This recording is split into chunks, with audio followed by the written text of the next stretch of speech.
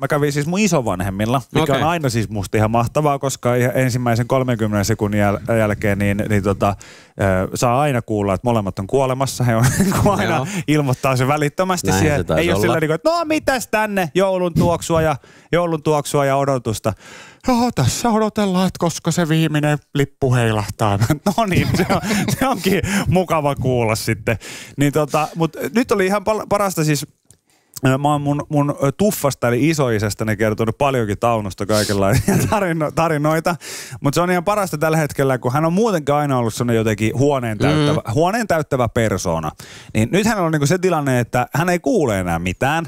Niin hän ei myöskään, niinku siis, jos hän ei ennenkään niinku tarkoituksella kuulu kenenkään muun mielipiteitä tarinoita, niin nyt hän ei kuule sitä vähääkään. Joo. Ja sitten se oli ihan mahtavaa, kun se rumpu lähtee pyörimään. Ja me puhuttiin just niinku jouluodotuksesta ja mummuni jotenkin muisteli siitä, että täällä oltiin silloin joskus aina isolla porukalla, että oli tiedätkö joku yli 20 ihmistä, että oli serkut ja kaikkien lapset ja näin poispäin. Ja mummuni muisteli, että lapset oli aivan kaffepäissään täällä, kun Tauno eli isoisä, niin kävi sitten aina ulkona, kun hän kävi röökillä, niin hän kävi koputtelemassa kaikkiin ikkunoihin, niin sitten tiedätkö, me oltiin se tulee! Ja se oli sellaista, ja sitten niinku vanhemmat koittivat, että lopeta nyt herra, ja sitten noin niinku tyyliin niinku räjähtää noin lapset ihan kohta tässä. Sitten muisteltiin jotain lahjoja, mitä on saatu, ja sitten isovanhempani muisteli serkulleni antamaan tällaista jotain helikopteria. Ja mä en muista, oliko se sitten jostain Floridasta tai jostain, mistä he oli silloin sitten käynyt jossain Miamissa. Ja sitten alkoi se rumpu pyörimään, kun isoisäni alkaa kertomaan siis tarinoita ja paljastuu, että he on ollut joskus siis 80-luvulla tai joskus, ne on ollut Pohjois-Koreassa. Okei. Joo. Ja siis se, mikä kuulostaa järkettävää, että se on ollut siis ihan sellainen pakettimatka. Joo. Tiedätkö, jollain Nakkilan liikenteen bussilla lähdetty jumalauta täältä ensin niinku jonnekin. Joo, ja sitten sieltä niinku lentokone johonkin ja sitten se välipompulla sitten sinne. Ja sitten mä oon sellainen, niinku, että niinku, te olette käynyt niinku paljon Virossa, tosi paljon Virossa ja Pärnyyssä. Sitten mä tiedän 2 paikkaa, mistä olette käynyt. Miamissa ja Pohjois-Koreassa. Sillä niin kuin, what? Ja mikä matkakohde on ollut 80-luvun sillä niin kuin, että mihin meidän pitäisi mennä. Sitten he olivat, joo, tää taulu on sieltä ja kaikkea muuta.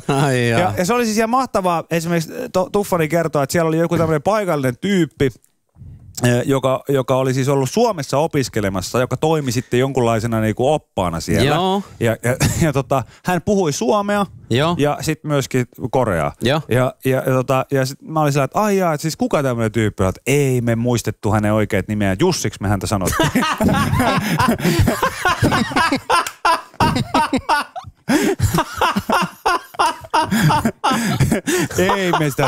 Ei me sitä muistettu. Ja tässä ei olisi vielä kaikki siitä reissusta, mitä hän kertoi. Hän kertoi sitten niinku lopulta Tuffani kertoi esimerkiksi siitä, että hänelle tuli joku, he olivat olleet jossakin vuoristossa siellä käymässä ja hänelle oli tullut joku flunssa sitten siellä. Ja piti käydä apteekissa hakea sitten jotain nenäsuihketta sitten itselle. Tai mitä siihen aikaan nyt jotain pervitiinia käytettiin, minä en tiedä. Niin sitten Tuffani oli sillä, että he meni sinne apteekkiin ja hän meni tämän oppaan kanssa. Jussin kanssa. Tämän Jussin kanssa, paikallisen Jussin kanssa.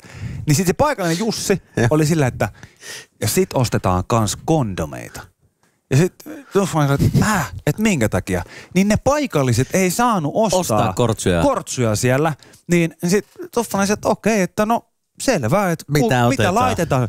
Ihan kaikkia kokoja, kaikkea erilaisia. Sitten mä sanoin, että koitaks sä nyt ihan ohimennen? Mä oon elänyt tässä niinku 34 vuotta. Sä oot kattonut mua tossa. Sä et ikinä kertonut mulle, että sä oot toiminut jonain Spärdäri-keisarina niinku Pohjois-Koreassa. Sä oot ollut joku saatanan niinku ehkäisykuriiri.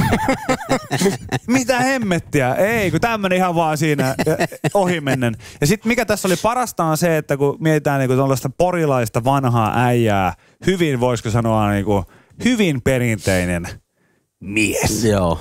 Niin musta oli mahtavaa, mitä pidemmälle hän kertoi sitä tarinaa siitä Korean visiitistä, niin hän oli sillä niin kuin, että juu, että siellä oli oli tämmönen ja oli tollanen ja meitä vietiin teatteriin, niin ohjattiin paikalle ja kun tuli väliaika, niin haettiin sieltä pois ja syötettiin ja juotettiin ja kaiken näköistä oli näin ja sitten hän jossain kohtaa, niin ja oltiin siellä Miamiissa.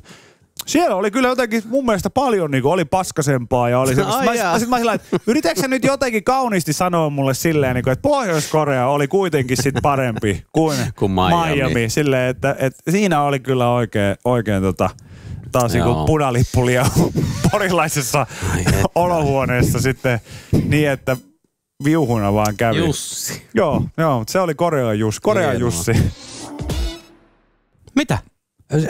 Mä vaan, että saanko mä kertoa jutun? Totta kai Mä jotenkin jännitti tossa. Asiat menee ja tulee, mutta yksi ei muutu. Se, että Osku ei jumalauta vieläkään vaan uskalla tuossa alussa sanoa, jos sillä on jotain sanottavaa. Kerro juttu. Mä jostain syystä jännitti, silleen hyvällä tavalla jännitti tämän lähetyksen alussa, niin mä en saanut, tää liittyi siis tähän autonvaihto juttuun. Sellainen juttu, mutta mä jotenkin mä jännitti ja pelotti. Kerro ihmeessä. Kaikkeen. Mutta siis siinä oli sellainen hauska tilanne ja vähän ehkä sellainen, että niinku sen jälkeen mä mietin, että niinku sitten monta tuntia myöhemmin sen jälkeen, että miksi mä tein tolleen. Joo. Kun siis tää auto, mä vaihoin sen liikkeessä tuolla Hyvinkäällä. Joo. Ja sitten syy siis tähän vaihtoon oli se, että se kulutti tosi paljon bensiiniä. Se vanha auto. Joo. Ja sitten laskeskeli, että vuodessa tuolla talviautollakin tulee noin 20 000 kilsaa mulla. Joo. Niin dieseli tulee halvemmaksi. Ja sitten mä löysin hyvän yksilön. Joo. Hyvän yksilön sieltä ja lähdin sinne liikkeeseen sitten koeajamaan ja testaamaan. Ja sitten siinä oli koeajot tehty ja sitten tuli se hetki, kun tuun takaisin siihen liikkeeseen ja myyjä kysyi, no miltä se tuntuu, että tehdäänkö paperit. Ja sitten mä siinä rupesin sitten arpomaan, että miettimään sitä, että miten mä, niin kuin, että mä voisin ehkä miettiä seuraavan päivään. Yön yli. Joo, ja sitten hän niin kuin, hyvänä myyjänä oli silleen, että no mikä on sellainen hinta, että millä se lähtee tänään sun mukaan. Joo. Oi, hyvä myyntimies. Noin kuuluu tehdä. Ja sitten mä niin kuin siinä lähin niin kuin sitten, tietysti piti saada siitä jonkinlainen hyvitys siitä edellisestä autosta, että mä halusin olla siihen tyytyväinen myös, ettei se mene liian halvalla. Ja se meni hyvää hintaa ja väliraha oli kohtuullisen pieni, että ei ollut mikään iso steppi ylöspäin siitä autosta. Mutta sitten siinä, kun ruvettiin niitä papereita tekemään, siinähän menee aikaa. Joo. Ja sitten mä siinä istuskelin siinä, tämä myyjä on siinä toisella puolella, näpyttää tietokonetta ja mä istuskelen ja juttelen jotain näitä sille, kattele ympärilleni. Ja mulla oli itse asiassa tollanen Bemari kans joskus. Ja sitten mä päivittelin, että vitsi, että aika kova nälkä muuten on myös. Pitää varmaan käydä jossain syömässä. Miksi sä sanoit johonkin automyyjälle? En mä tiedä, kun mä yritin niinku pitää siinä jonkinlaista keskustelua yllä. Ja sitten mä huomasin, että siinä pöydällä hänellä on sisupastilleja, rasia. Joo. Ja sitten mä kattelin niitä siinä jonkun aikaa ja sitten mä sanoin, onko noi sun noin? Sisupastillit. Mitä jumalauta sisupastillit tossa. Sitten se oli se, Sitten mä niin, että onks noi sisupastillit sun? Joo. Mä sanoin, saisinko mä yhden sisupastillin? Ja sitten se oli se viimeinen sisupastilli. Oliko? Oli. Ja se oli silleen, että se on siellä on yksi, sä saat ottaa sen kyllä. Mä sanoin, kiitos. Ja sitten mä söin hänen viimeisen sisupastillin. Ja sitten mä mietin sen jälkeen heti silleen, että miksi mä tein näin. No, mä oon niin kiusaantunut siis tästä koko keskustelusta, että ei herra jestas. Joo. Ja se, että sä niinku mietit, että sulla sillä yhdellä sisupastilla, niin sulla nälkä lähtee. No en mä tiedä, mä jotenkin varmaan ajattelin vaan silleen, että tässä nyt jotain. Sisupastille. Saisinko mä ihan sisupastille? Tiedätkö mikä on kaikista paras noissa tilanteissa? Mitä mä siis teen? Jos on tommoinen, että tässä kestää nyt hetken aikaa. Niin. Mä en missään nimessä jää samaan tilaan sen ihmisen kanssa. Joo. Vaan mä olisin ollut silleen, että hei, mä käyn vähän kiertelee tossa niin potkin renkaita, niin huuda sikku, niin paperit on valmiit. Joo. Niin ei, kun herra istuu siinä. Ja siis, niin ja kuitenkin autokauppa, siellä on kahvia tarjolla, siellä saattaa olla jotain muutakin, jotain pikku keksiä tai jotain muuta vastaavaa. Niin, siis joo, siinä oli myös sellainen hetki, että mä kävin sitten niin kuin siirtämässä vanhasta autosta niitä tavaroita. Huumeet sinne uuteen autoon. Mutta siis toi on siis jotenkin yllättävää, kun sä oot niin kuitenkin samalla kaltainen kuin minäkin vähän, että aika ujo sit kuitenkin niin noissa tilanteissa. Ja se on musta niinku hyvin jännittävää, että sä oot jotenkin pystynyt ensinnäkin päivittelemään ääneen. Mä en ikinä pysty sanoa missään niinku, että joo, onpa nälkä kyllä. Niin, kanssa. Siis tuntemattomalle ihmiselle varsinkaan. Ei, siis totta kai jollekin joku mä tietäisin vähänkään, mutta se, että mä jotenkin just tavanneen ihmisen, tai sit sä ajattelet, että onko noin sun sisupastit, saanko mä yhden sisupastin? Niin. Toi on, siis Osku, sä oot ottanut huikean niin stepin ihmisenä eteenpäin. Joo, ehkä mä menin sinne myös vähän sellaisella itsevarmalla asenteella. Joo, niin, mä ajattelin, että nyt mun pitää olla silleen. Niin ehkä mä siinä jotenkin yritin saada otteen siitä tilanteesta jollain tavalla. Ja sitten mä ajattelin, että tää on hyvä, että mä syön hänen viimeisen sisupastillin. Niin sä osoitit semmoista, niin kuin se oli psykologinen juttu, sä osoitit hänelle, että sä veit häneltä hyvän diilin. Niin. Ensin, ja niin kuin joku kirjoitti, niin sitten vielä tuhkatkin. Niin. Tuhkatkin pesästä siihen. Vielä niin kyllä. Lisäksi. Joo. Mutta musta siis ihan mahtava niin kuin ajatus on siis ylipäätään se, että jos mä olisin ollut siinä tiskin toisella puolella, joku olisi ollut se, että onko noissa sisupastille? Joku olisi ollut sillä ja mä olisin ollut sillä, että ei. Ai jaa. No niistä ei varmaan uskalla ottaa. Joo, niistä ei uskalla ottaa. Tai sitten silleen, että on, mutta niitä on yksi jäljellä. Niin mä en usko, että kukaan voisi olla silleen, että no mä voin ottaa sen viimeisen. Niin. Mä voin ottaa sen. Aha. Sitten siinä vielä selvisi niin kuin sitten jossain kohtaa. Siinä hän sitten sanoi, että ilmeisesti hänen niin kuin pari työkaveria siinä liikkeessä oli tunnistanut niin kuin mut. Niin kuin sitten, että mä oon tässä ohjelmassa mukana. Ja sitten mä vaan mietin, kun mä kotiin pääsin, mä sanoin, että ei vittu. Ja nyt ne on kuunnellut siinä sermin toisella puolella, että kuvaaja ei vienyt työkaverilta pastillejakin. Pastillit. Mikä tyyppi. Oikein perus ylevassari käy siellä. Kyllä, täällä vie viimeisetkin. Joo, ollut käsitaskulla siellä saatana viemässä kaikki. Mutta mä kyllä siis nostan hattua esimerkiksi tässä heptagonin ääressä siis Ville Eerikkelelle, joka on meistä kolmesta siis ihan älyttömästi siis heittämällä niin handlää ihmiskohtaamiset niin kuin parhaiten. Mä en tiedä mikä synnynnäinen lahja sulla siihen on, mutta sä jollain tietyllä tavalla. Mä siis koitin tuolla, just kun mä olin Dartsin Suomen Cupissa, niin mä oikein koitin keskittyä siihen, että kun siellä nyt tietysti vähän samaan aikaan sitten ehkä jonkinlaista niin kuin tilannetta loiventavaa myöskin siinä niin kuin nautittiin, niin sitten mä huomasin, että ehkä sitä kautta pystyy itsekin olemaan silleen, kun joku tulee pyytää jotain kuvaa tai muuta. Mutta mä huomaan niin kuin vieläkin, että mun siis pahin vastuus on minä itse. Että kun se keskustelu alkaa, joku tulee siihen, että noni, hei, mitä äijäkin täällä, niin mulle tulee siis näin iso humina päähän. Okei. Hän sanoi siis, mitä, äijäkin täällä.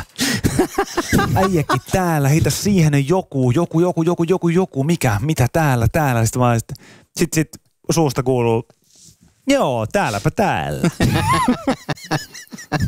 Ja sitten siellä, että noni, onko tikka osunut ja Täällä mä oon. No, täälläpä täällä. No niin se osuu, joo, näin no. Ja sitten se, että kun mä yritän rakentaa sillä vasemmalla aivolohkolla sitä keskustelua, niin se oikea aivolohko on sillä, että sä oot idiootti. Siis kuuntele nyt itse. Siis tää on niin tyhmä. Siis tässä on niinku, ihmiset pitää sua hauskana ja sananvalmiina tyyppi. Sä oot idiootti. Siis ainoastaan idiootti puhuu tuolla, että kuuntele nyt ittees. Täälläpä täällä, joo. Täälläpä joo. No ei mitään. Täällä joo. Täällä ollaan. No näinhän se on näin. Näinhän se on, joo. Kyllä näin joo. Joo. Niin joo. Se on kyllä, joo, no niin, jes. Mutta se huomasin, että se kyllä auttaa aina sitten, kun jotenkin itsekin vähän puolittaa viihteellä, niin se kyllä rentouttaa sitä pikkasen. Koska tietää, että ei ne muutkaan. Mutta Ville on ihan ylivoimaisen hyvä siinäkin, että jos joku tulee kesken päivää vaikka niin kuin just nimenomaan heidät kielimoukaria vaimosi kanssa kadun kulmassa ja vaikka joku siinä tulee kysymään, että missä se köpi on, niin sä saat siihenkin kyllä niin kuin silti jotenkin, vaikka mielessäsi olisit sillä niin kuin, että no, mistä minä tiedän, niin kyllä sä osaat silti jotenkin sanoa, että no en tiedä, jossakin se on sitten. Mutta myöskin se on outoa kun siis että jos jotkut ihmiset niin huutaa silleen, että köpinimen mä tunnistan aika hyvin. Mutta jotenkin ikä alkaa itsellekin sen verran karttua, että aivo käy sen verran hitaalla, että jos joku huutaa jonkun sellaisen niin kuin asian, mikä on tästä showsta, mutta mä tajun, että se on osoitettu mulle, niin niihin mä en osaa vastata yhtään mitään. Ai siis mitä?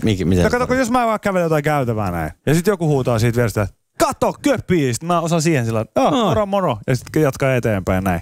Mutta sitten jos mä kävelen sitä käytävää pitkin, ja sitten yhtäkkiä joku huutaa jonkun, tiedätkö, no, mikä nyt voisi olla joku pieruhuumoriprinssi. Sitten mä ajattelin, se on näin. No. Mä en saa siihen mitään. En mitään. Tai joku huutaisi vaan, että joku, että ei, törkkihattu telinen. Mä olisin vaan, se ole semmoinen. Ihan semmoista Anchorman kamaa, tiedätkö. Aivan hirveä. Mä en saa niihin mitään. Joku, että ei, täällä sä saa tällä rahalla. Mä se on ollut tietysti. Hiisirollaan varsinkin räävä. Kaikki olikohan sillä joku aivohalvaus, kun se käveli tästä ohi.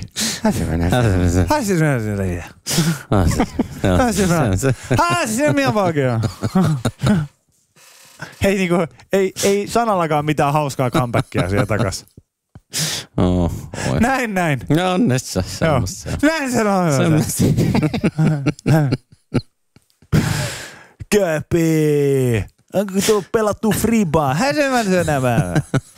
Ja eteenpäin. Ei niinku. No, ehkä se tulee sitten. Ei se tule enää. Siis se on siis mä oon 34. Ei se enää tule. Voi se tulla vielä. Voi se vielä tulla. Täällä oli myös Lapista uutisia. No mitäs pohjoisesta? Ei puhuta siitä itse asiassa. Tää oli paljon mielenkiintoisempi. Tää suomalainen muusikko aikoo julkaista seuraavan levynsä OnlyFansissa. Joo, mäkin näin tän. Yle oli tehnyt tästä jutun, että suomalaiset muusikot eivät juurikaan käytä aikuisviihdesivustona tunnettua alustaa musiikkinsa myymiseen, mutta musiikkitekijöiden yhdistys pitääkin Juha Laakströmin avausta pioneerityönä. Myytkö jo itseäsi? Myy myös musiikkia. Musiikin tekijät ry. Laakströmin Jussi havahtui siis soololevyä työstäessään siihen, että tarvitsee rahaa. Ratkaisua hän etsi paikasta, johon suomalaiset muusikot eivät juuri turvautuneet. Eli OnlyFans. Ajauduin sinne jotenkin katsomaan, että mikäs tämä... Yeah, joo, right. Ajauduin sinne mikäs katsomaan. Tämä nyt on? Ajauduin sinne katsomaan, minkäs tämä on. Ilman levyyhtiötä operoivalla Ajauduin maksamaan 10 euroa kuukaudessa Natashan tilistä, jonka jälkeen ajauduin masturboimaan. No niin. Siinä sainkin lauluun idean. Mutta siinä samaan aikaan on tälleen, pitäisikö mun julkaista levy täällä? Mutta siis ilman levyyhtiötä operoivalle itsenäiselle artistille rahaa kuluu, sillä studioja ja muusikot pitää vuokrata. Suoratoistoista sitä ei juuri tule, eivätkä kappaleet pääse radioiden tehosoittoon. Uuden musiikin tekemistä täytyy rahoittaa keikkailemalla ja samalla pitäisi rahoittaa elämänsä. Syödä, maksaa laskuja, lainanlyhennyksiä. Elonkerjuyhtiön laulajana tunnetuksi tullut Laakström sanoo. OnlyFansissa sisällöntuottajat tarjoavat useimmiten maksua vastaan tilaajilleen kuvia, videoita, kahdenkeskisiä keskusteluja ja muita palveluita. Se tunnetaan toki parhaiten aikuisviihdesivustona, vaikka siellä voi tarjota lähes mitä tahansa sisältöä profiilin perustettuaan. Ja siis Laakström on pallotellut ajatustaan muun muassa oman perheensä kanssa. Hänellä on pari aikuista tytärtä, joiden kommentit oli paljon puhuvia. Etkä se nyt sinne voi mennä. Ja näin. Taiteilijan näkökulmasta hän pitää OnlyFansia taiteellisesti kaikista alustoista vapaampana. No kai siellä voi kikkelillä soittaa kitaraa, niin kai se on aika vapaa paikka. mun mielestä myöskin tämä uudenlainen kiertoilmassa julkaisen levyn on myös musta hieno. Mutta siis pääpaino Juhalla on musiikissa, musiikkivideoissa ja mitä nyt sitten keksinkään. No mitäpä. Ja siis edunvalvontayhdistys Suomen musiikintekijät ry:n toiminnanjohtaja Aku Toivonen pitää tätä suunnitelmaa ainutlaatuisena. Onkin kommentoinut, että hän on aikamoinen pioneeri tässä, että 5 vuoden kuluttua saatetaan hyvinkin kaivaa esiin uutinen. Kuka oli ensimmäinen, joka alkoi sitä käyttää? Hänen mielestään idea on hyvä. Varsinkin jos artisti itse omistaa levyyn. Levyyhtiön artisteilla eteen voisi tulla monenlaisia kysymyksiä, kuten teoston maksut. Tämä uutinen tarjoaa siis Lapaan niin paljon syöttöä, että ei tässä ole mitään järkeä kuin tämäkin, että toistaiseksi hänellä on tarjolla 2 ilmaista kappaletta, joiden lisäksi hän myy siellä keskiviikkona julkaistavaa uutta sinkkubiisiä. Niin tossakin niinku tuo lause voisi loppua niin monella tavalla. Sillä toistaiseksi hänellä on tarjolla 2 ilmaista kappaletta, joiden lisäksi hän myy... You name it.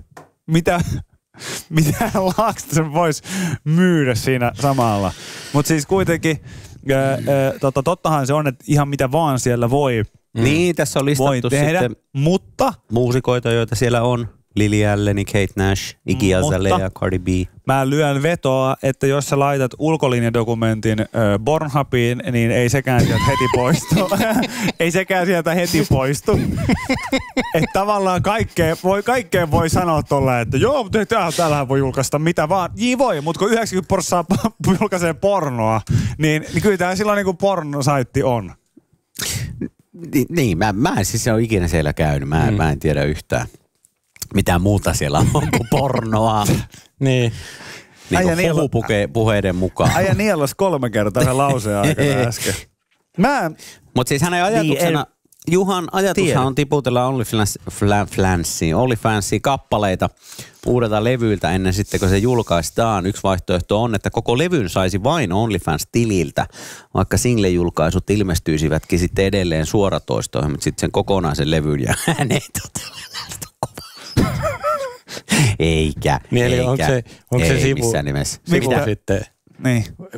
Mäkään en tiedä siis, miten se toimii, mutta jos siellä on jonkinlainen fiidi, niin voiko se mennä silleen tekaan niin pornovideo ja sitten yhtäkkiä joku Juha Tapio. Sait mut tuntemaan. Juha Tapio ohikiitävää cover siinä ja sitten se Mä en tiedä, onko siellä mitään fiideä vai tuleeko sulle vaan sitten ne, että jos sä nyt mä maksan vaikka Oscarin. Niin, siis silleen mä tilaan Oscarin kamaa. On se nyt sitten videota tai kuvaa tai sua soittamassa pianoa, niin sitten mä näen ne. Mä näen jotenkin siinä, että no Osku on julkaissut nyt sitten tämmöisiä kuvia, kun mä maksan 10 EG kuussa hälle.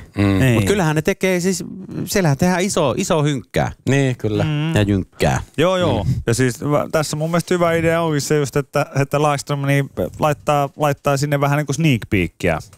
Niin, levystä. Esimerkiksi niin kuin levyn kakkosraita, niin on.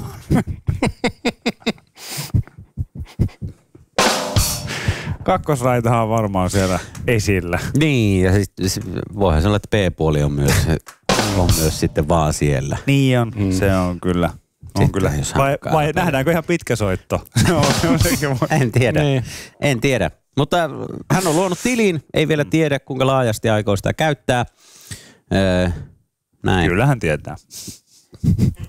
Kyllähän tietää. Hän on kommentoinut siis, että kun sivusta tunnetaan aikuisviihteestä, niin kyllä siinä sellainen pikkupirullinen Laakström on mukana. Että jos se joku sivusto on, niin tuo voisi olla kauhean hyvä. Ihan vaan niin kuin pienellä keskisormella. What? Tässä ei ole mitään, siis mä en ymmärtänyt tätä. Onko tässä kohtaa hän on ollut päissään tätä haastattelua? Mä tiedän, mä en ymmärrä. No ei, Laakströmille terkkuja. Ei, joo, tsemppiä vaan. Levytekoon. Hyvä se on kokeilla uusia tapoja, koska musaskenehän on armoton tällä hetkellä. Kaikki tekijä kilpailee tuolla. Ensinnäkin se, että se biisihän pitää tuolla TikTokissa olla soinut jo siis kuukauden päivät. Joka päivä ennen kuin se biisi tulee. Silleen, että kaikki on varmasti jo kuullut sen biisin periaatteessa jo ennen kuin se tulee. Niin, se kyllä. Joo, biisi. Julkaistaan, kyllä. Niin, siinä mielessä on aika armoton maailma, mutta ehkä tästä sitten löytyy joku uusi tapa. Mun mielestä on niin kuin hyvä alusta siis monelle niin kuin, vaikka en ole käyttänyt, mutta ajatus siitä, että on olemassa tommonen niin kuin palvelu kuin OnlyFans. Siis mitä?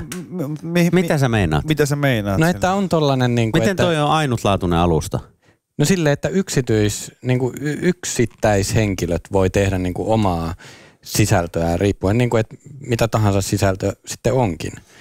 Niin se tarkoittaa, että ei ole muuta paikkaa, mihin voi laittaa vaikkapa pianansoittoa ja kotivideo, pornovideoita. No mutta kun periaatteessa tollasia on. Koska kyllähän Instagram on tommonen. No sä voit laittaa sieltä semmoisen, että mä voin tilata köpin.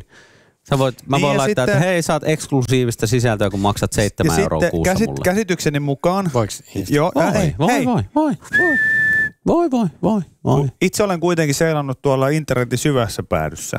Niin onhan siis nyt oikeasti, jos Osku siis unohdat tuon Vikin-tyhmän kommentin. Minkä? Että se rinnasti äsken Instagramia OnlyFansia, niin olemassa siis. En mä rinnastanut niitä, mä vaan tarkoitin, että onhan siellä onhan siis semmoisia paikkoja, mihin sä saat tehdä itse mitä sä haluat. Olkoot mitä on. Olkoot mitä olkoot, mutta sellaisia OnlyFansin kaltaisia alustojahan on. Kyllähän esimerkiksi joku Patreon on vaikka sellainen, mikä on ollut Jenkeissä pitkään. Monet esimerkiksi podcastajat saattavat. Mikä Patreon? Niin, mun mielestä se on tismalleen semmoinen, että siellä on ihmisiä, jotka pyytää, he voi niinku määrittää omalle sivullaan vaikka, että joku voi myydä siellä jotain vaikka paljastavia kuvia ja olla silleen, että maksamalla 5 € kuukaudessa niin näet mun bikinikuvia joka päivä. Mutta sitten on myös ihmisiä, joilla on vaikka minä ja Johannes, meillä on podcasti yhdessä ja sitten me tehdään podcastia ja me haluttaisiin vähän niin kuin rahoittaa sitä podcastia jollain. Niin sitten Patreon on semmoinen paikka, mihin moni laittaa, että tämän meidän jakson voi ostaa täältä. Että se vaan toimii tavallaan semmoisena mediakirstuna. Mutta se ei ole niin ihan profiloitunut pornoon kuin taas sitten OnlyFans on. Mutta Osku on siinä ihan oikeassa, että hyvä se on, että on jotain tuollaisia, koska silloin se ei tarkoita sitä, että jos vaikka OnlyFansin ainoa ongelma on se, että sen niin kuin ehti valtaamaan. Niin kuin esimerkiksi nyt se, että uusi sovellus Threads, joka on ollut varmaan reilu vuoden nyt olemassa. Ihana paikka. Tykkään tuommoisesta tekstimuotoisesta somesta muutenkin. Toivotaan, että ei mene semmoiseksi kuin mitä toi X tai Twitteri oli. Mutta isompi ongelma on nyt se, että siitä alettiin yhtäkkiä sillä, että tämä on joku tämmöinen niinku seuranhakupaikka. Niin, sä kerroit siitä jo loppuvuodesta. Ja sitten mä oon sillä niinku, että mitä helvettiä nyt, niinku, että nyt lopetatte tänne, että ette pilaa tätä nyt.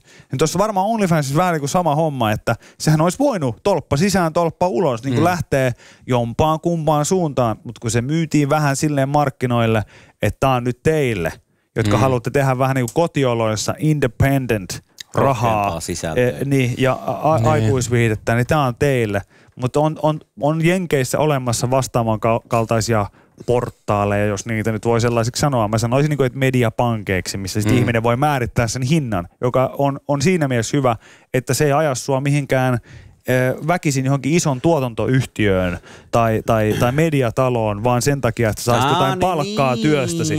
Että jos me tehdään nyt kovalla vaivalla Oskun kanssa sitä podcastia tässä näin, huomaatko, että mä sanon kaikki muut ihmiset, paitsi sinut, niin se, että no mutta esimerkiksi, jos joskus. Älä ota mua aina, en mä lähde enää. Jos me joskus päätettäisiin niin, että me tehdäänkin tämä kaikki itsenäisesti. Joo. Ja mentäisi johonkin, niin toi olisi tommonen on vaihtoehto. On niitä olemassa. Se on suora tie vararikkoon. No on, siis ei me siitä, ei kukaan tästä valmis maksamaan ole. Sen takia me ollaan täällä. Se on se ongelma. Sen takia me ollaan paikassa, mikä on varmasti ilmaista. Tai siis Yle-vero nyt tietysti maksaa, mutta sitä maksetaan mekin.